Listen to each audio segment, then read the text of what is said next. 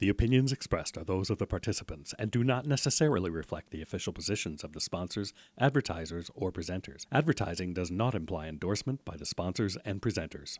Welcome to the Lighting Controls Podcast, everyone. Today we've got an interesting guest, Mike from Ephesus. Really interesting stuff about arena and stadium lighting, worth checking out. But before we get into it, just want to let you know that this episode is presented by the Lighting Controls Association, or LCA. And is also financially supported by NAIL, the National Association of Innovative Lighting Distributors. And if you're like me and you can't get enough about lighting controls and just want to learn more and more, there is more available to you online, coming to you from the Southern California Edison. I am actually going to be the teacher of several webinars coming up in May. If you want to check them out, there's going to be a link in the description for this. But just so you know, if you're not familiar with Southern California Edison, they are one of the largest electrical utilities in the United States. They are a longtime leader of renewable energy and energy efficiencies, and they're headquartered in Rosemead, California, and they serve approximately 15 million people. It's a lot of people, and they do a lot of great stuff. They create great content for their webinars, either specifically to lighting or not just specifically to lighting, but you should check them out, and hopefully I'll see you at the webinars. And if you can't get yourselves enough Webster and Ron, we will also be at Light Fair next month in May. So middle of May, if you guys are going to be in New York at Light Fair, whether you're there early for the classes or there for the show itself, Webster is a rock star and is teaching multiple courses over the course of the few days. Webster and I are also doing one together on Wednesday morning on controls. We're doing some case studies, which will be great if you guys want to sit on any of that. But otherwise, if you see us out on the show floor while you're there, please feel free to stop us, say hello. We're happy to chat about anything that you guys want. So there's plenty of opportunities coming up where you can get yourselves more Webster and Ron in case you haven't had enough. More Webster and Ron. All right, and here's Mike.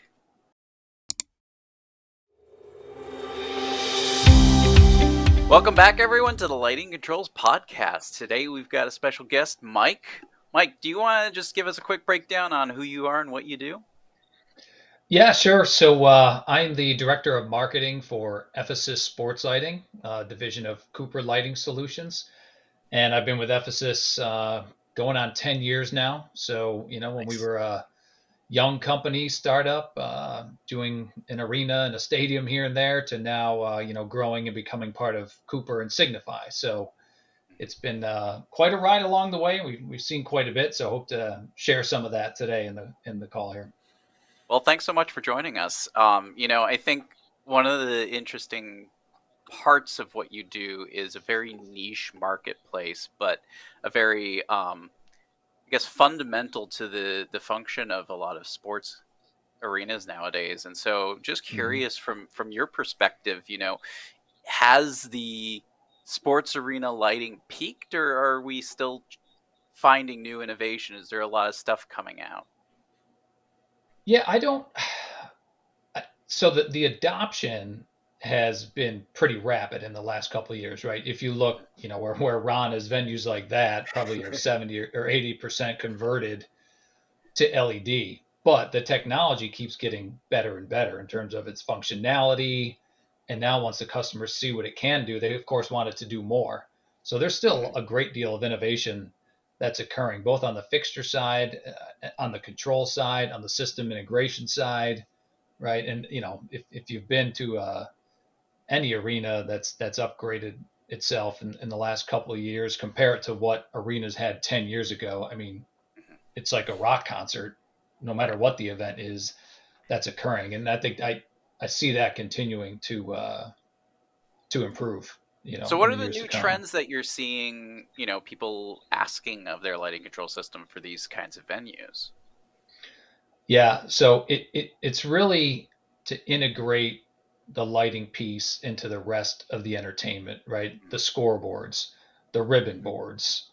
We did a project down in Tampa Bay. They actually have Tesla coils that fire off bolts of lightning inside the arena, and was pretty wild to be standing, 10 feet away from that at one point. But, they really viewed the sports lighting and the control of it as sort of the last missing piece to their overall fan experience. And that's what it's all about, is getting fans into the arenas, getting them in early and often, because there's revenue tied to that, right? So the controls is a huge piece of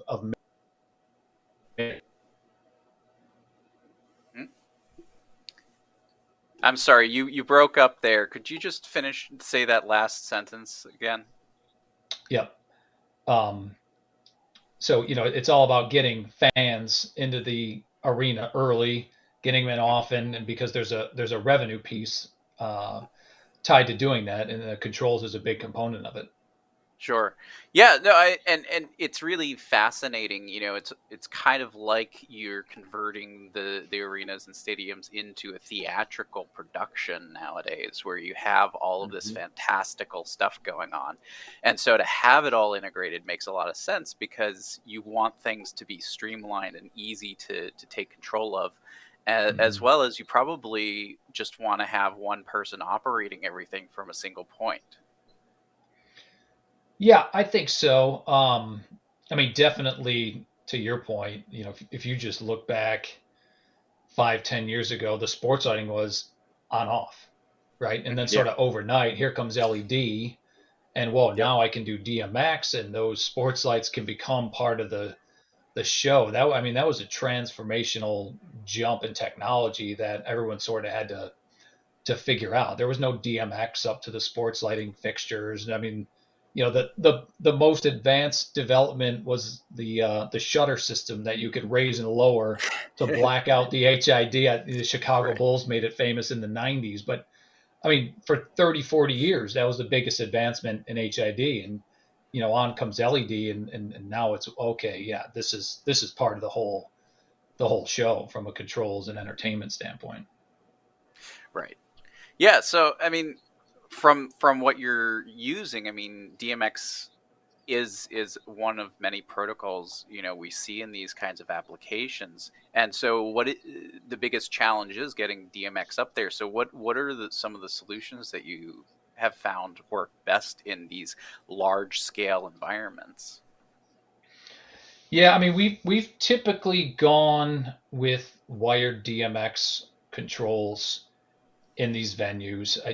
We haven't seen much adoption for wireless yet, although, you could see that as a, future technology that might become interesting. And so we've typically done DMX. Now, in a large scale outdoor stadium, we might also run a fiber loop around there, to deliver controls up each one of the poles or the towers, or sometimes there's a bank of lights on the press box.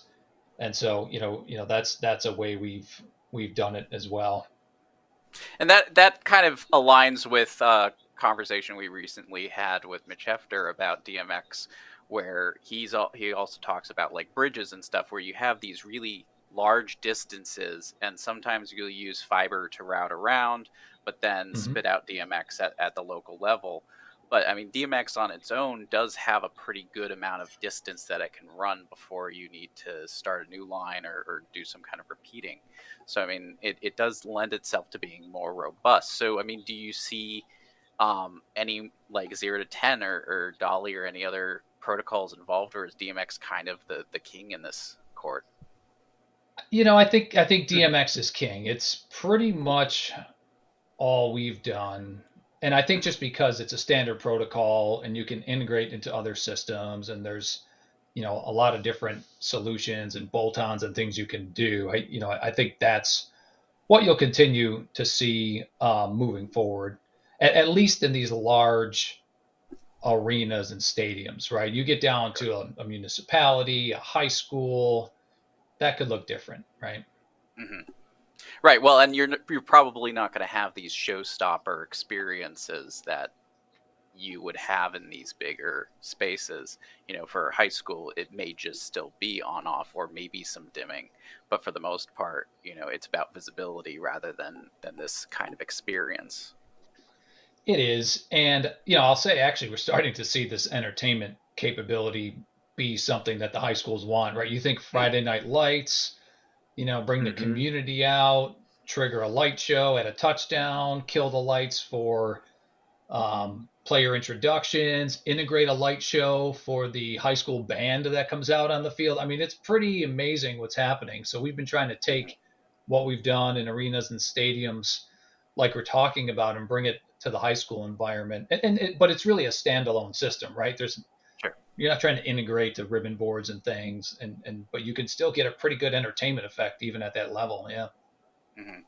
Yeah. So, I mean, I think it sounds like, high schools and colleges kind of follow the trend a little bit, maybe a few years behind, but it's similar to theatrical lighting in that sense as well, because it used to be you'd have just like a track of lights for your auditorium, and it would just be raised lower. But nowadays we're seeing these big theatrical production spaces in schools that really want to demand a better experience. So to your point, high schools, it sounds like from sports arenas perspective, it's a similar format. Yeah, exactly. And you're right. The high schools want to play up to college, and college want to play up to the pros. And so, there's this trickle down effect.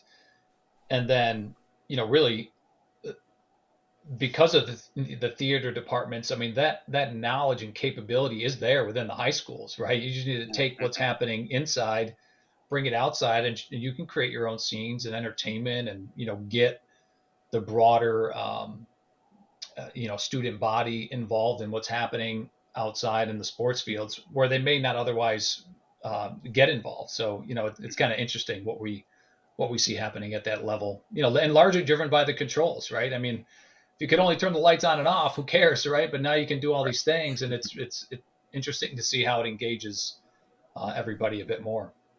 Mm-hmm.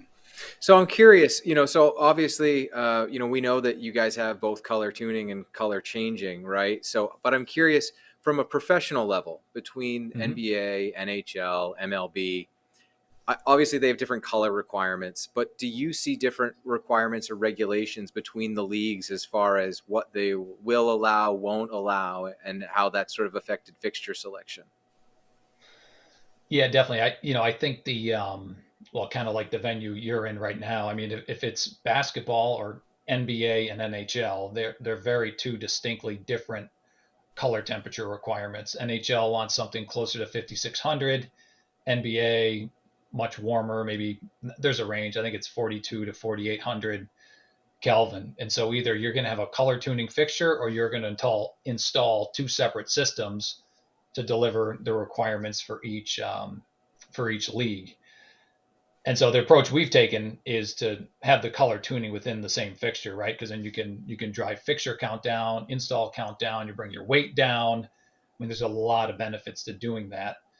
And then at the same time, we said, well, if we're going to do color tuning, we might as well just put RGB in the same fixture as well, and be able to control that out of each individual fixture. Creates a much cooler effect when you're in that space to see 200 something fixtures emitting color versus maybe 10 or 15. And then we actually had this idea to integrate beam tuning into the fixture. So through the controls, you can actually manipulate from a wide to a very narrow beam to help illuminate different areas, or just help create the highest uniformity possible within that venue. Because as you guys know, the broadcast cameras, they don't lie. You need to have the highest level of uniformity, right? Both from a luminance standpoint and a color temperature standpoint. So we're really able to dial that in. That's with our Luminap technology. And so with the beam control technology, for instance, is that mechanically controlled, or is it just that you have two sources that have different optics inside the fixture? Yeah, it's essentially electronically controlled by turning on and off different areas of light source, right? So kind of just playing around with different die counts to be able to create different beam angles. So yeah, it's pretty slick stuff if you've ever seen it live. The leagues love it, just for the ability to get in there, get a job done, and get out, because a lot of times you don't have a lot of time to right. to get these things implemented. Yeah, and so just to kind of dig a little bit deeper into that for our listeners to understand, what you're saying is that you just have an array of LEDs, and based on which LEDs are on or off will determine how wide or narrow that beam angle is going to be. Whereas, Yep. in theater we see a lot of motorized lenses, which can be a little bit slower in how they change that aperture and beam diameter. So having that electrically controlled actually gives it a very snappish experience. Yeah, exactly. And then the motors, we kind of thought about that. It's like, well, that's another point of failure, and Mm-hmm. if it fails and it's Mm-hmm. aimed the wrong way, I mean, forget it. You're going to chase that one down forever and a day. So yeah, we Right. kind of got creative there with the electrical control. Right, but I mean, ultimately there are already manufacturers out there that do moving heads and motorized and all that. So if you Yep. do need that, you're using DMX, which means that you can share the same control signal with these other Yes. moving Mm-hmm. heads. So it's a really good pairing in that regard. Yeah, it is. And as you're talking through that, I'm thinking about the most recent Super Bowl there in Arizona State Farm Arena, and we lit that stadium, I don't know, 8 years ago with DMX Mm-hmm. stadium lights. And then if you watch the halftime show, you could see where they integrated our stadium lights with all those moving lights and with the entire halftime show that Rihanna did. And it was kind of cool to see that all come together. I mean, there were, I don't know, a few dozen gobos. You had the stadium lights, and I mean, it was quite a theatrical Yeah. event, right? Well, and for those, they'll rent equipment and bring it in, and so having the Yes. DMX backbone allows people to just plug their computer, their control console in, and take control of everything all at once. Yep. Yeah, and that was all the promise early days, right? But I think the LED sports lighting was a little ahead of its time, right? Like to go from I don't do anything with those to now I can do all this stuff. It Everything. really took a no, yeah. Like you didn't see what they did at that Super Bowl halftime really until this year, that full level of system integration and let me plug into the sports lights and do all the things. So I was kind of surprised at how long it took for that to happen. But now that it did, you can see where it's going to go from here.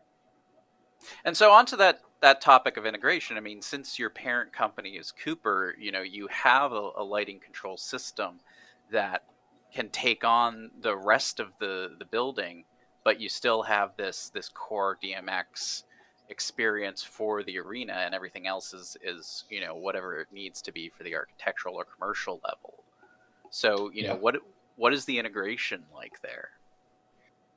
Well, that's a good point, right? And so yes, we're part of Cooper, and then Cooper is part of Signify, right? So now you start to look at those portfolios of the Verilight solutions of the world, the Strand Mm-hmm. controls, and now you have a true system integration capability brought to you by one company, commissioned by one company, right, and troubleshot by one company, and kind of managed over time from a service standpoint. And you can really take what you're doing to the next level because it's I guess in my opinion, it's difficult to kind of piece all that together, right?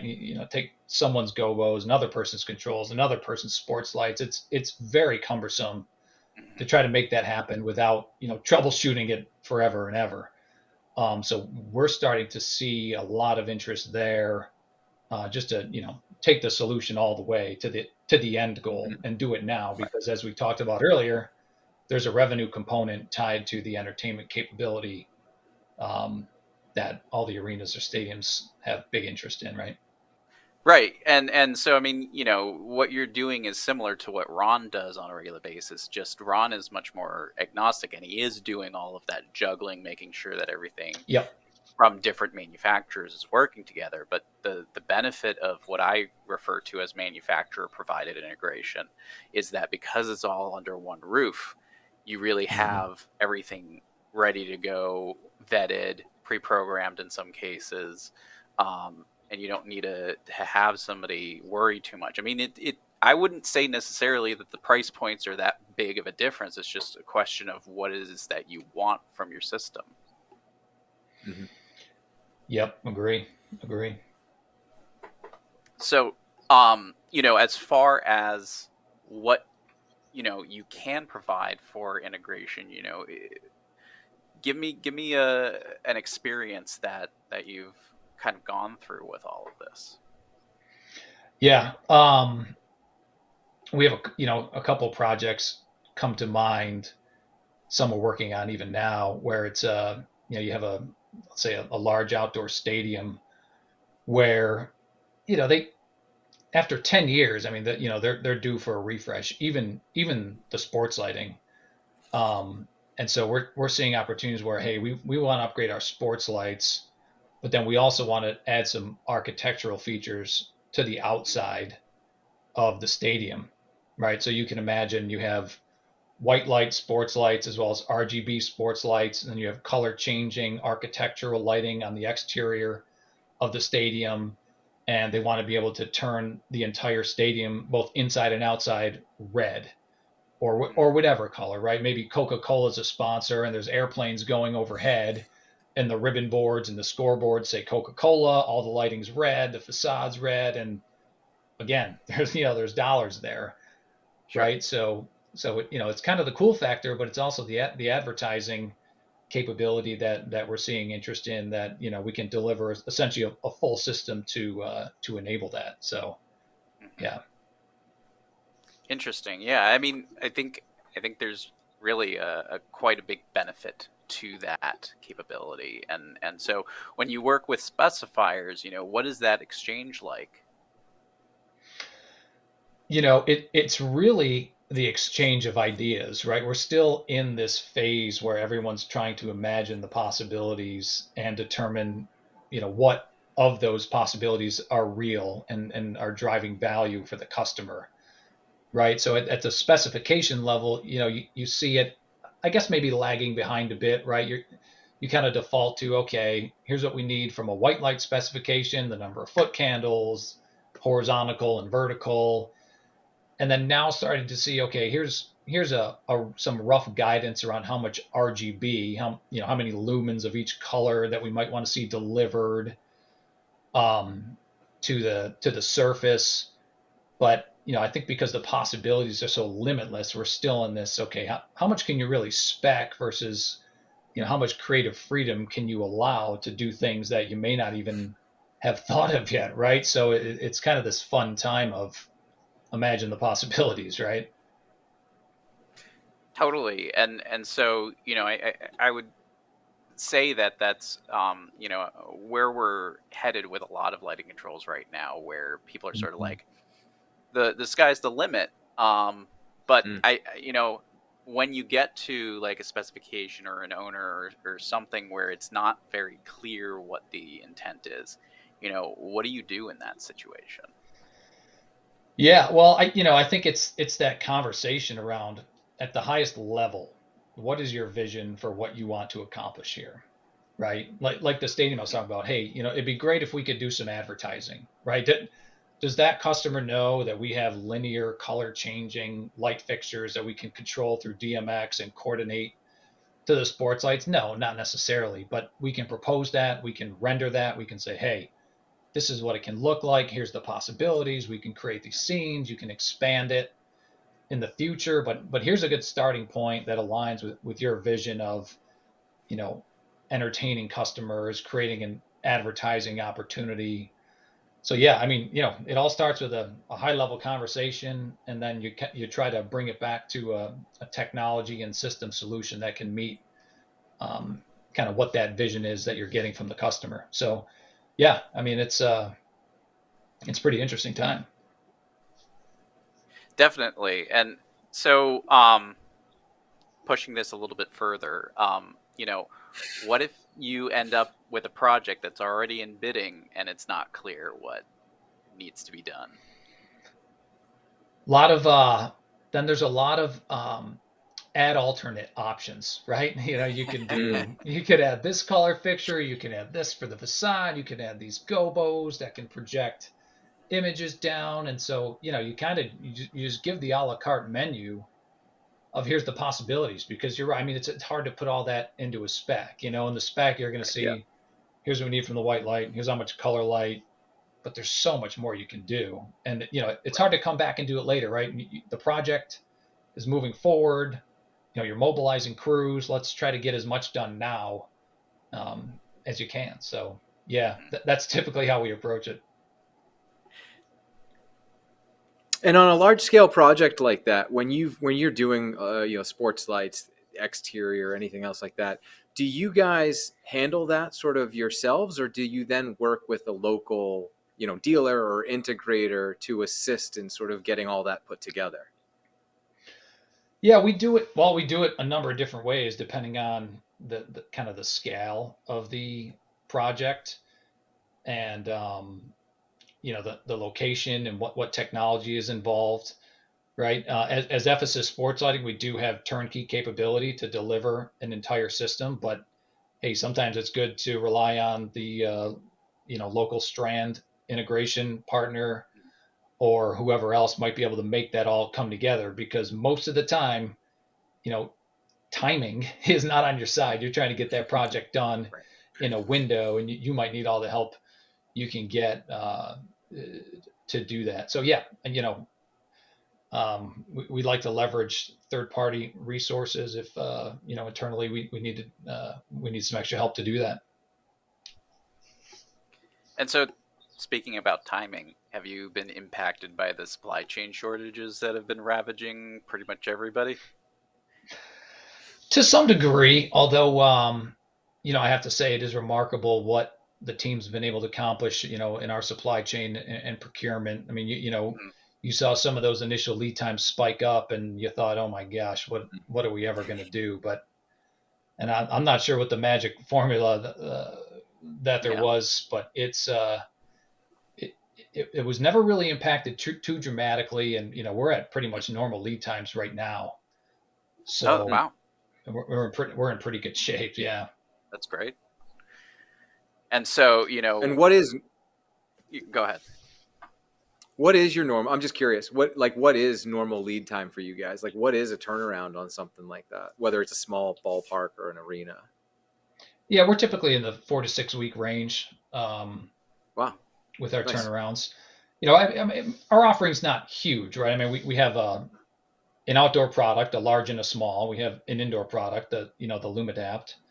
The outdoor one I'm talking about is called Luma Sport. And so, it's not like there's hundreds of fixtures. So a lot of interchangeable components, very strategic, and how we kind of built a platform with common bits and pieces so that in scenarios like this, we don't get ourselves into a jam. So, I think it was certainly a lot of impact for a period of time there, coming out of COVID, but seems to be pretty well recovered. And I'll tell you, COVID was a nice time to install arenas because nobody was in them, right? So we had all that. If you wanted to do a project, COVID was a great time to do it. Come in, take a few months, it's all good, right? Well, and that brings up a really good point when it comes to installation and programming. Whenever you need to do that, it's dark time for the space, which means that they're not able to use the space to make profit. And so, what is typical, programming timeline for a big arena? I mean, it's typically going to be 2 or 3 days once you get the system installed and the fixtures up and running. I mean, and that's really typically all you have, right? So you're just laying your foundation for, here's your basic scenes. Here's your basketball, here's your hockey, here's like a chase scene, here's some other things. And then, typically the venue gets that going and they get comfortable with that. And then you're going back in going, all right, what'd you learn? What do you like? What more do you want to do? And now here comes another dozen scenes or whatever. And then, we kind of see that cycle continue to repeat, over time. So it's kind of cool to see it expand like that. So, I mean, it's an ongoing conversation. It's not like, here's your box product, we're done, out, and good luck. You come back and you help them reprogram it. Yeah, 100%. And now with connected systems, we can even kind of patch in remotely and be able to gain access to the system and create new scenes, without having to get onto a plane and show up. Typically the game operator on site can kind of walk through how things are going, and we can lock in new scenes even remotely now. It's kind of nice. Well, and I imagine that's also helpful if there's troubleshooting that needs to happen. Yep, 100%. 100%. So, I mean, as far as lighting controls goes, what do you as Ephesus provide? Is it the programming, or do you provide devices? Do you provide additional services? Yeah, pretty much all of it. We as a turnkey provider, we're starting with the design of the lighting system, right? The design of the control system, all the way through providing the hardware, the setup, the commissioning, and kind of the post installation services there. So yeah, we pretty much do it all. And typically the reason for that is the preference in the sports lighting world, at least initially, was to have the sports lighting system and its controls be standalone, right? Because the sports lighting system is so mission critical to what's going on. Mm-hmm. At least in the initial years, it was all right. Don't plug that into anything else, because if something goes wrong, we don't want to have to figure out why it's wrong, right? Let's standalone controls. You, Ephesus, bring that to us and help us maintain that over time. So to follow up on that, because I was actually going to ask you this anyway, how do you guys handle that, right? Sports lights are so mission critical in an arena or at a ballpark. So if the controller goes down, do you guys have some sort of a backup? Do you have some sort of redundancy built in to be able to handle that sort of situation? Yeah, so in some of our fixtures, particularly the ones for these critical applications, we have sensors built in that can tell us if there's an issue, or we're going to perhaps see an issue. So there's some proactive capability to go, yeah, fixture 32, that one's getting a little bit hot, or the controls signal isn't very strong. We should go see what's going on. And a lot of times it's, there was some rigging that was happening in the venue and it maybe knocked something loose, or, the rigging can be pretty reckless at times. And so, you just have to go check that and address it. Otherwise, if there's an issue, it's, hey, we'll be on site within a day to help you guys troubleshoot that and get that turned around. Right. 10 years ago when I got into the sports lighting business, it's a bit of a misconception. It's really the entertainment business, and the show must go on, right? So we had to set up a business that would support that expectation, and so that's kind of where we are today. From the DMX standpoint, though, right? Like, do you guys run redundant controllers, or have some sort of something built into the fixtures as a default should the controller go down? Like, do you have a way that if your controller dies to force lights on? Yeah. So the way we do it is if you lose controls, it defaults to game mode, right? Okay. So if it's the NBA game, you lose controls and you are in the middle of a blackout scene, the lights are going to come on to game mode, and then they'll stay in that until you regain controls, and even upon regaining control, you'll stay in that game mode until you change the scene. So yeah, that's a good point. Obviously it's mission critical because the game is likely being broadcast, right. And so that's why the default is game mode. Yep. Cool. Interesting. And so it has that almost UL 924 functionality. That's for yep. Data loss behavior. Exactly. And so I was curious, with that two-way communication where it's saying, okay, fixture 537's overheating or something like that. What protocol are you using to communicate that? So we did actually leverage streaming ACN protocol there. So that's the two-way there. We felt that just gave us a little bit more bandwidth and a kind of cleaner signal back and forth. And so we are leveraging that in some of our arena product. Gotcha. So the fixtures actually take directly into them streaming ACN. Correct. Yep. Which I think is a growing trend. I mean, it's a pretty available and accessible protocol to do that. And to your point, it has this robust capability of two-way communication. Yeah, it's been pretty well received, because there is that sense of kind of paranoia as if you're an operator of these arenas and you want to have all the information that you can get to know what's going on and see what's going on. And so, yeah, that's been pretty well received. And is it true streaming ACN, or is it your own version of streaming ACN? No, it's just true streaming ACN. We stuck with that on that one. It's to not go off and do something too time consuming to add custom, just a little bit more code, and then suddenly yeah, it's your yeah, own exactly. thing. Yeah.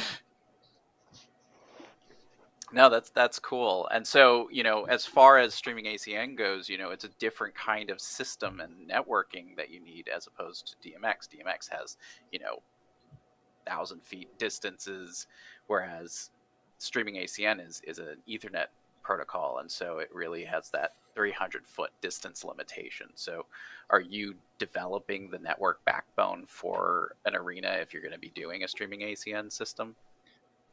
Yeah, we did have to develop some of that networking, although 300 feet within arena, is pretty manageable. But we did develop our own kind of network backbone, as you point out, to help with that protocol in those arenas. I mean, it just seemed like, with DMX, you have much more availability of off-the-shelf hardware and things, whereas streaming ACN, we kind of had to take that whole system on at that point.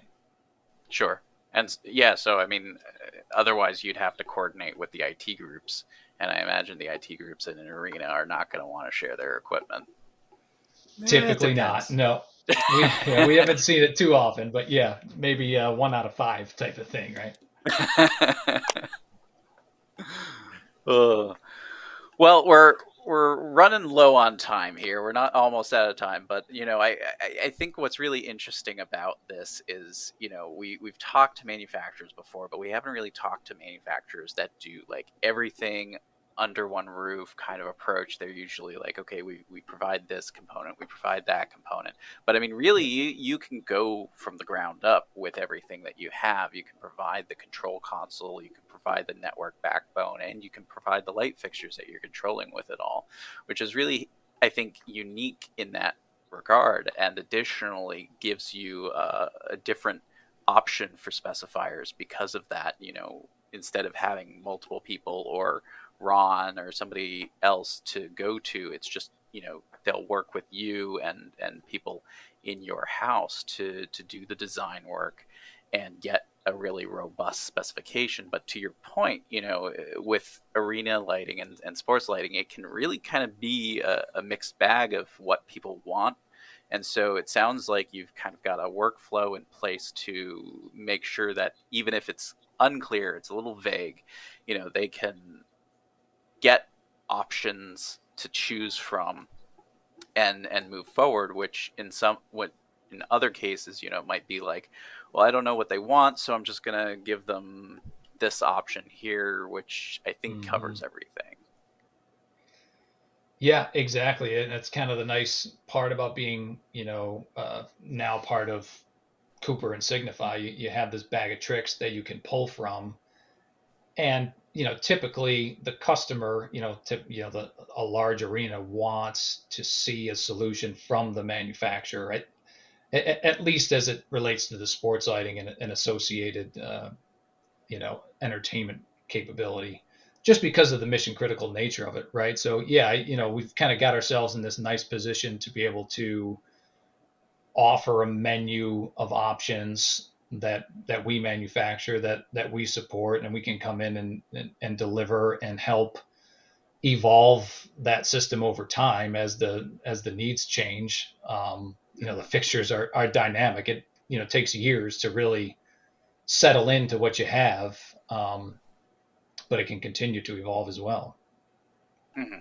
Yeah, and so having that open protocol and the flexibility of that system really leverages that option to say, okay, we are now adding this bank of light fixtures here that we didn't have before. Whereas before, you probably were just swapping one-to-one and then adding data to those fixtures. Yeah, exactly. There's just a lot more flexibility, to expand and do more entertainment and evolve as the needs change. And on that mission critical, I mean, that again kind of makes me think of, one of your competitor manufacturers, at least from the entertainment side of things. But like, it's almost like you're doing house lighting and theatrical lighting, but it's, arena lighting and mission critical lighting. And, you still need to have those emergency overrides. You still need to have the basic output for people to exist in the space without endangering themselves. And so, you having it all under one roof really gives you a leg up for that. Yeah, 100% right. I mean, if we go back to the spec and we look at the requirements there, there's an emergency requirement, there's an egress requirement, there's an aisle lighting requirement, right? And so we're designing all those scenes with our sports lights or supplemental lighting. UL 924 is going to be required for the emergency piece and creating that scene. So yeah, I mean, we factor all that into pretty much every project we do in a arena like like the one there. So before we end this and all that, I want to throw a curveball at you and see, All right. If I had an unlimited budget arena, what would you do with that? If I said I want the best, I want just the best, most awesome sports lighting for my space, how would you approach that? It would be a rock concert. It would have everything. You'd have DMX controls. You would have Lumadapt fixture with color tuning, integral RGB. We'd supplement that with 1,000-watt RGB fixtures. We would run linear color, around the exterior and interior. We would have gobos, moving lights. Fixtures that can project images down, for advertising purposes and entertainment capability. We tie it to a front end that can sync with music and create, scenes on top of scenes, right? To be able to deliver whatever experience was needed. So yeah, but then, I mean, you can even go beyond that and then tie in the concourse lighting and the suite lighting, and to be, because you want to be able to control that to black out the rest of the arena when you want to, yes, focus on what's happening on the floor. So yeah, I hope we get the chance to do that one day, versus maybe just 2 or 3 pieces, but we look forward to that. I will keep my fingers crossed for you, but All right. that would be so cool to see. But anyways, Mike, thank you so much for joining us here. Really interesting stuff, and really looking forward to seeing what else comes out. My pleasure, guys. Anytime. Well, that was a really cool conversation. I got a lot out of it. Hopefully you got a lot out of it too. Really cool stuff about stadium lighting and arena lighting. Would love to see the unlimited budget project come to life. But until then, just want to let you know that this podcast is presented by the Lighting Controls Association, or LCA. And we're also financially supported by NAILD, National Association of Innovative Lighting Distributors. So please do not forget, you can find us everywhere you want online. You can find us on the lightingcontrolspodcast.com. You can go to the podcast page and you can stream all of the episodes from there. You can also find us on your favorite streaming platforms, wherever that may be that you like to listen or watch your podcast. You can also check out all of the sweet merch that's there. Get yourself some shirts, some t-shirts, coffee mugs, anything you guys are interested in. And until next time, we want to thank Mike for a great conversation, and we'll see you guys soon.